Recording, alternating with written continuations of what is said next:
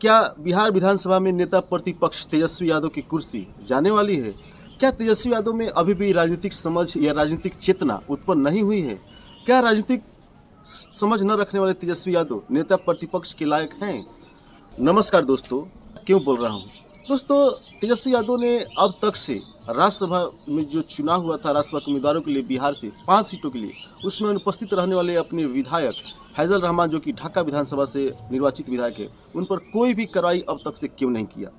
सबसे पहले हमारा टीम देश धड़कन हर एक बातों को संवैधानिक तरीके से विश्लेषण करता है। दोस्तों, नेता प्रतिपक्ष की कुर्सी कोई कॉन्स्टिट्यूशनल पोस्ट नहीं है, ये स्टैट्यूटरी पोस्ट है। और जहाँ तक सवाल है, कोई भी पार्टी अगर किसी भी सदन में अगर नेता प्रतिपक्ष बनना चाहती है या बनती है, तो उसके लिए 2 कंडीशन होती है। फर्स्ट कंडीशन ये होती है कि उस पार्टी के साथ कम से कम उस असेंबली के 10% सीट होनी चाहिए जीते हुए उम्मीदवार। और दूसरी बात कि पूरी अपोजिशन पार्टीज में से वो पार्टीज सबसे लार्जेस्ट पार्टी होनी चाहिए। बात करते हैं लोकसभा की, तो लोकसभा में कांग्रेस के टोटल 99 सांसद हैं विगत 2025 के हुए लोकसभा चुनाव में, और इस समय अपोजिशन में सबसे बड़ी पार्टी है, और इसलिए राहुल गांधी नेता प्रतिपक्ष हैं। और लोकसभा का कंडीशन ये है कि कम से कम 55 सांसद होनी चाहिए उस पार्टी की। और वहीं अगर राज्यसभा की बात करें तो 25 उम्मीदवार यानी 25 जीते हुए सांसद होने चाहिए अगर राज्यसभा में कोई अगर नेता प्रतिपक्ष बनना चाहता है तो। और इसी कारण से 2019 में कोई भी लोकसभा में प्रतिपक्ष का नेता नहीं बना था, यही कंडीशन को फुलफिल नहीं किया था। कहते हैं बिहार की, तो हालिया में बिहार में जो चुनाव हुआ था, बिहार में इंडिया गठबंधन ने ज़बरदस्त प्रदर्शन करते हुए 202 सीटों पर जीत दर्ज की थी, और उसमें आरजेडी जो कि 25 सीटों पर जीत दर्ज की। और बिहार विधानसभा में अगर कोई भी पार्टी अगर नेता प्रतिपक्ष बनती है, तो नेता प्रतिपक्ष के लिए उसकी पहली कंडीशन कि उसी पार्टी से कम 25 विधायक होनी चाहिए।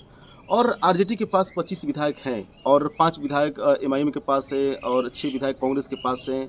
और इस प्रकार से अगर देखा जाए तो जो राज्यसभा का चुनाव हुआ था, उसमें 3 जो विधायक थे कांग्रेस के वो एब्सेंट थे, और 1 जो विधायक था आरजेडी का ये एब्सेंट रहा। और इस प्रकार से राज्यसभा का उम्मीदवार है जिसमें महागठबंधन को पटकनी मिलती है। कहते हैं फैजल रहमान की, फैजल रहमान जिनके पिताजी भी राज्यसभा का सांसद रह चुके हैं, और उनके जो बेटा फैजल रहमान हैं वो खुद विधायक हैं, और इसके बावजूद भी वो क्यों अनुपस्थित रहे? हालांकि एक सूच में उन्होंने कहा कि उनकी माताजी की तबीयत खराब था और इसलिए वो अनुपस्थित थे। तो पार्टी की गाइडलाइन को वो किस प्रकार से माने या नहीं माने, ये दूसरी बात है। तो नेता प्रतिपक्ष तेजस्वी यादव ने हो सकता है उस प्रकार इसलिए न की हो क्योंकि अगर उनकी सदस्यता जाती है तो टोटल 24 विधायक आरजेडी के हो जाएंगे, और इस प्रकार से तेजस्वी यादव को जो नेता प्रतिपक्ष की कुर्सी है उसे गंवानी पड़ जाएगी।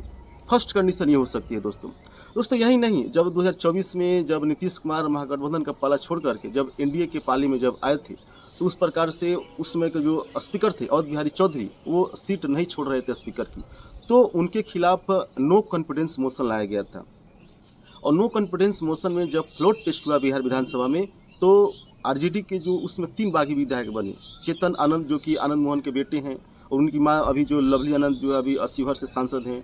उसके बाद सूरजगढ़ा के जो विधायक हैं प्रहलाद यादव, और इस प्रकार बाढ़ मोकामा की उसमें की जो विधायक थी नीलम देवी जो कि बाहुबली अनंत सिंह की पत्नी है। इन तीनों लोगों ने आरजेडी से गद्दारी करते हुए इंडिया गठबंधन में जाकर के फ्लोर टेस्ट में अवध बिहारी चौधरी के खिलाफ में अपना मत दिया था।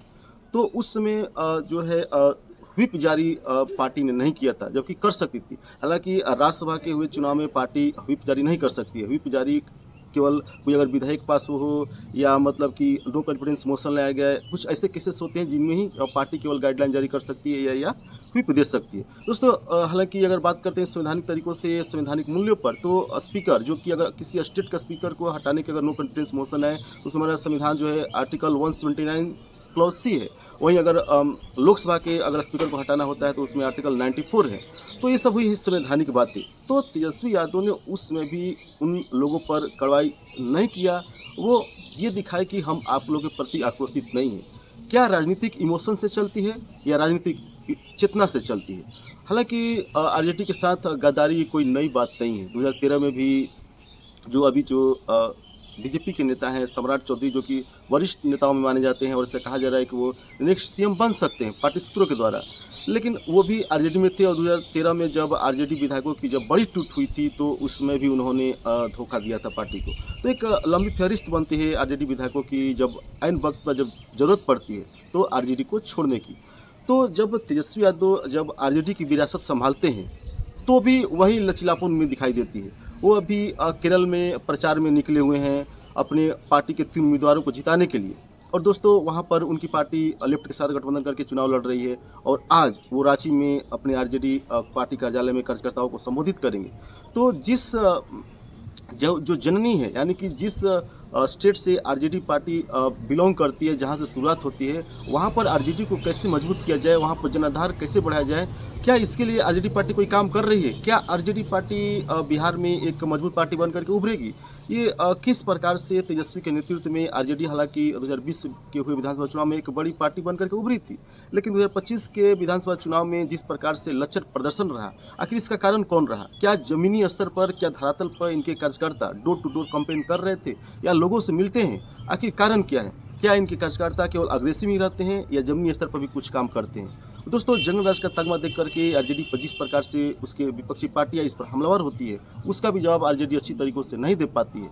तो तेजस्वी यादव की जब से राजनीति मिली है, जब से राजनीतिक विरासत अपने पिताजी से मिली है, हालांकि वो कार्यकारिणी अध्यक्ष है, वो जहां तक कहा जाता है कि आरजेडी एमवाई समीकरण से चलती है, तो हर एक मंचों पर A to Z की बात करते हैं। तो दोस्तों, जहाँ पर राज्यसभा के उम्मीदवार, वहीं अगर इंडिया की तरफ से देखा जाए तो सुरेश राम थे, उसके बाद नितिन नवीन, नीतीश कुमार सहित तमाम अधिकतर उसमें ओबीसी लोग थे। यहीं आरजेडी अपनी पार्टी से जो करोड़पति जो थे एडीसी, उनको टिकट देती है। तो इस प्रकार से कांग्रेस के विधायकों ने एक सूझ बनाया कि हम लोग चाहते थे कि तेजस्वी यादव को वोट दें, लेकिन यहाँ पर आरजेडी किसी स्वर्ण को टिकट दी, इसलिए हम लोगों ने उनको वोट नहीं किया। तो कहने का मतलब है कि तेजस्वी यादव अपनी राजनीतिक सोच किस प्रकार से लेकर के चलते हैं, पार्टी को किस प्रकार लेकर के बढ़ाते हैं, वो तो समय और भविष्य तय करेगा। और देखा जा रहा है कि आरजेडी का जो भविष्य है, जहां तक सवाल है, वो अभी भी अंधकार में दिख रही है। हालांकि इस मुद्दे पर जब मैंने बात किया था आरजेडी के पूर्व विधायक विजय मंडल से, हमारी टीम जब बात की थी देश धड़कन, तो वो बोल रहे थे कि छल बल से जीत रही है विपक्षी पार्टियां। तो मैंने ये बोला कि आपकी पार्टी से, जबकि आपकी पार्टी की विचारधारा समाजवादी है, आप पिछड़े दलितों की बात करते हैं, फिर भी आपकी पार्टी इतनी कमज़ोर क्यों होती जा रही है? तो दोस्तों, क्या आपको नहीं लग रहा है कि कहीं ना कहीं नेतृत्व की कमी है? पार्टी के जो वरिष्ठ नेता हैं, सीनियर नेता हैं, उनको दरकिनार किया जा रहा है या किया गया है? और ऐसे कौन लोग हैं जो तेजस्वी यादव को सलाह दे रहे हैं? और जिस प्रकार से संजय यादव जो कि हरियाणा से आते हैं और राज्यसभा के सांसद हैं, उनके कारण भी घर में बहुत सारी मतलब कि झंझट वगैरह टेंशन हुई थी। तेज प्रताप यादव, रोहिणी या इन तमाम लोगों ने उनके खिलाफ में टिप्पणी की थी। तो आज का जो समय है तेजस्वी यादव के लिए एक बेहद ही उनके लिए जो है युद्ध की तरह उनकी पार्टी में रहना, और उनकी पार्टी आगामी जो चुनाव होती है उसमें क्या करती है, ये तो भविष्य तय करेगा। दोस्तों, आपकी क्या राय है? क्या आपको लगता है कि तेजस्वी यादव अभी भी परिपक्व नेता नहीं बन पाए हैं, या उनमें अभी भी मैच्योरिटी की कमी है? आप अपनी राय कमेंट सेक्शन में ज़रूर दें। तब तक से मिलते हैं। नमस्कार।